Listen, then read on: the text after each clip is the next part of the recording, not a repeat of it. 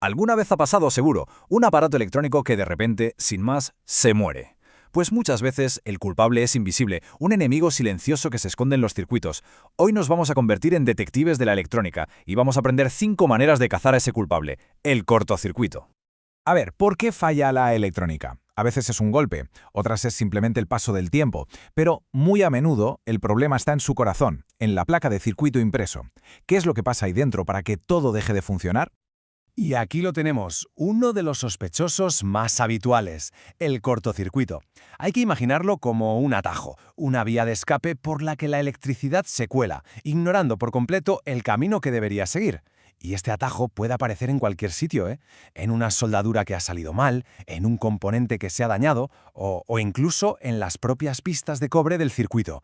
Es un fallo que, a veces, se esconde a plena vista. Bueno, entonces, ¿por dónde empezamos la búsqueda? Pues por lo más lógica, ¿no? Por la primera pista que cualquier detective electrónico seguiría.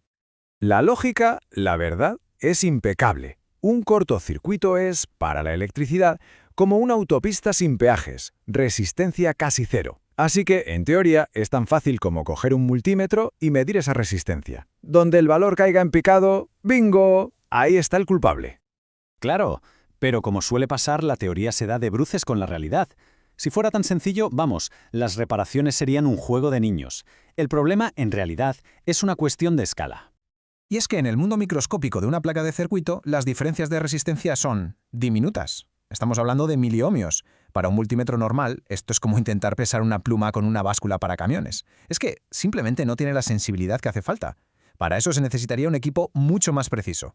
Vale, si la resistencia es una pista demasiado sutil, ¿qué tal si buscamos una señal que sea mucho más evidente? Vamos a pasar de medir a sentir. Vamos a seguir el rastro del calor. Y aquí está la clave de todo. Cuando toda la corriente se atasca en ese atajo, se produce una especie de fricción eléctrica. Y claro, esa fricción genera calor. El cortocircuito literalmente se calienta y deja una firma térmica que podemos usar para delatarlo. La forma más elegante de ver este calor, sin duda, es con una cámara térmica. Es como tener la visión de depredador. El mundo invisible de las temperaturas de repente se vuelve visible.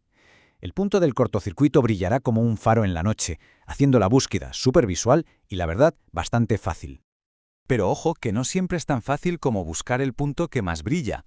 A veces lo que se calienta es una pista de cobre entera. Aquí es donde hay que pensar un poco como un fontanero. La fuga está aguas abajo, pero provoca que toda la tubería aguas arriba se caliente. Hay que seguir el flujo de la corriente para dar con el origen real del problema. ¿Y qué pasa si no se tiene un juguetito tan caro como una cámara térmica? Pues no pasa absolutamente nada. Aquí es donde entra en juego el ingenio. Se puede conseguir un efecto muy parecido con algo tan simple como líquidos que se evaporan con el calor. Es un truco genial y sobre todo muy barato. Tenemos dos opciones. Por un lado, el alcohol isopropílico. Se rocía sobre la placa y al encenderla, el punto caliente hará que se evapore al instante. Es como una mancha que desaparece por arte de magia. Eso sí, muchísimo cuidado, esto solo para voltajes bajos. Y por otro lado está el spray congelante. Con esto cubrimos la placa de escarcha y el cortocircuito la derretirá en un segundo. El peligro aquí es el choque térmico, que podría dañar algún componente delicado. Y esto nos lleva a la técnica más peliaguda de todas, la que se usa como último recurso. Esta cita del material original lo resume a la perfección. A ver, hablemos claro. Esto es jugar con fuego, y a veces, literalmente. En circuitos de muy bajo voltaje, a veces un toquecito rápido y con mucho cuidado puede revelar qué componente está ardiendo, pero los riesgos son enormes. Y no hablamos solo de una quemadura, sino de un posible accidente fatal si la placa no está 100% aislada de la corriente de casa.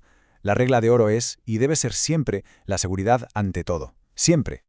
Bueno, basta ya de métodos arriesgados. Vamos a pasar ahora a la herramienta de los profesionales, a la forma de hacer esto con total seguridad y con la máxima precisión.